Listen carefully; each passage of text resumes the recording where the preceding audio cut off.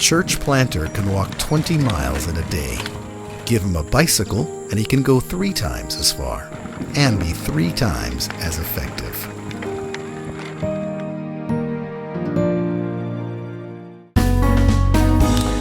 Well, it's so good to be together once again as we continue our chronological study through the entire New Testament. And today, we're back in Matthew chapter 24, going deep and going deeper. In fact, our deep dive has taken us from Matthew chapter 24 into Daniel chapters 11 and 12. Why are we in Daniel chapter 11 and 12, you ask? It's because Matthew, actually Jesus, as recorded by Matthew, made a reference to the prophecies of Daniel, specifically to one incident, one phrase, the abomination of desolation. And we read that, remember, in Matthew chapter 24 and verse number 15.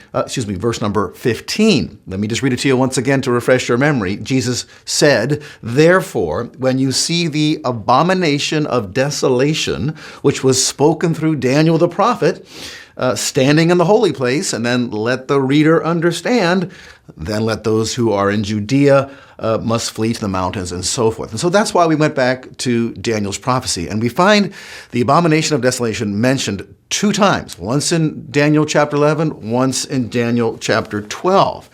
And goodness, we've gone deep, and I'm a little bit hesitant to go any deeper lest we drown. We got to come back up to the surface for some air sometime here. But I'm enjoying it so much. We have no time constraints, really, when you think about it. So let's see how long we can stay down, and we'll try not to go so deep that we drown here.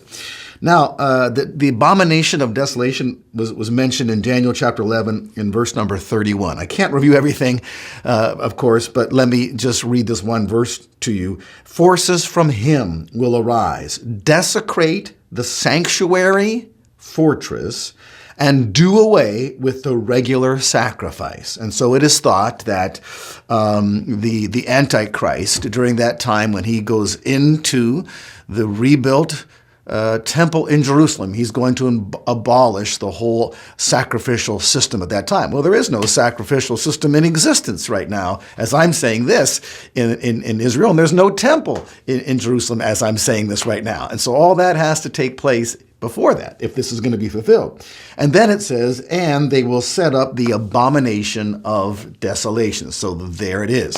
And I already talked about how the fact that this actually was fulfilled, at least partially fulfilled, in 167 BC by a guy by the name of Antiochus Epiphanes, one of the Syrian kings in the Antiochus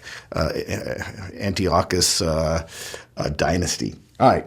Enough said on that. So again, we find the same reference to the abomination of desolation. Now, jump down in Daniel chapter 12 and verse number 11. Here it is mentioned the second and only other time. Daniel said, actually the angel's telling him, "And from the time that the regular sacrifice is abolished," remember we just read about that, "and the abomination of desolation is set up, there will be 1,290 days. Well, that's interesting. It doesn't help me much, but, had I only had Daniel chapter 11 and verse number 31, I would never have guessed that it would be about 3.5 years between the doing away of the regular sacrifice and then the setting up of the abomination of desolation. But that's exactly now what is revealed in Daniel chapter 12 and verse number 11. Okay, so that's why it's so good to be very careful not to make assumptions when you read things that happen in some kind of chronological order, just to make an assumption that they just happen bing, bing, bing, one after another. Well, that could be a wrong assumption. If it wasn't for Daniel chapter 12 and verse number 11, we would not have known that to be 3.5 years between these two things that are mentioned right beside each other in Daniel chapter 11. Now, in the little bit of time that I've got left in this segment, I want to read to you from the very first verse of Daniel chapter 12, because this is kind of where we left off last time. And I want to take you back to Matthew to show you the parallel here. Now, at that time, Michael, the great prince who stands guard over the sons of your people, will arise. Now, listen to this. "And there will be a time of distress." Listen to this. Listen to the words now. "Such as never occurred since there was a nation until that time. And at that time, your people, everyone who is found written in the book, will be rescued. Okay, now I'm going to look at that first part of that verse. There'll be a time of distress such as has never occurred since there was a nation until that time. So clearly, the degree of distress, that's going to occur then is going to be to a very high degree. And that reminds me of something that we read in this Olivet discourse that we've been looking at in Matthew chapter 24.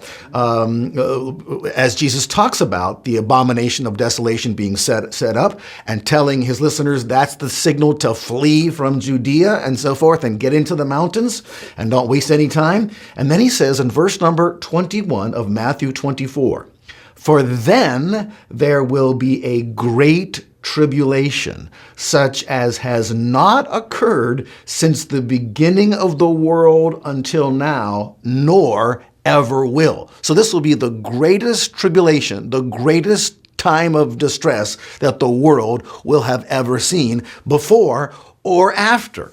And so I said all that to say this. This can't be a reference just to the terrible Holocaust that occurred in 70 AD when Titus and the Roman legions besieged Jerusalem, and there was a terrible, Holocaust execution of tens of thousands of Jews and hanging on crosses around Jerusalem, because there have been many Holocausts since then that have been greater and much, much worse than that, as bad as that was. Okay, and we could go through history and list them if you wanted to. And so this must be talking about the final tribulation period. Some people say it's 7 years. Some people say it's 3 years. There's reasons for that. There's good reasons for that, to think that. But in any case, this is the time of Jacob's distress, the time of the rise of the Antichrist, his persecution against the church. That's all biblical. It's all substantiated by numerous scriptures, and we perhaps will look at a couple of them. And it all culminates with the return of Jesus Christ. But I think now in Matthew 24 and verse number 21, we're talking about that final tribulation. Same thing in Daniel chapter 12, okay? So I've got more to say about that, and I'm going to prove to you beyond any shadow of doubt that what I've just said is true, all right? So stick with me, and I'll see you next time.